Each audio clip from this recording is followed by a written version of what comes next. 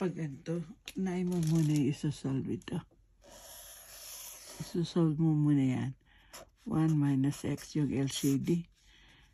I-divide mo dun sa 1. Tapos yung multiply mo. Tapos minus 1. Kaya ito, makakancel yung 1.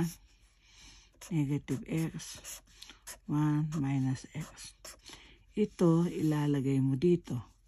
Okay? Bali, ganito yun. Ayan. Napunta na siya dito. Ngayon, next, isa-solve mo yun. Diba?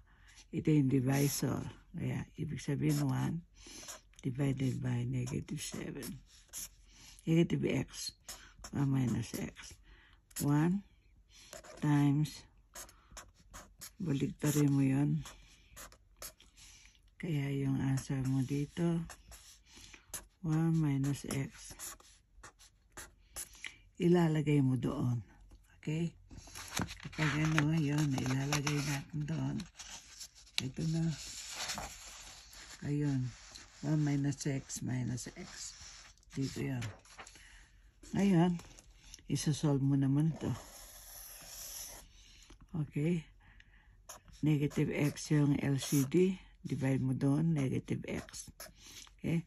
Minus 1 minus positive x. Okay? Ito, makakancel yung x. Kasi negative yun. Kaya yung answer mo, negative 1, negative x. O, negative, pero positive.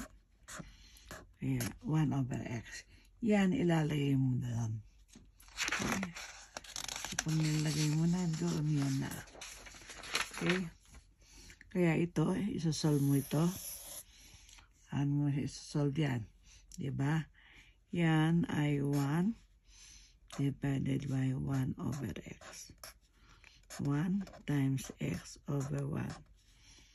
Kaya is equal to x. Okay? Yan. Kaya ito, kaya yung answer mo, 1, ito x yan, minus x. Ito yung answer mo.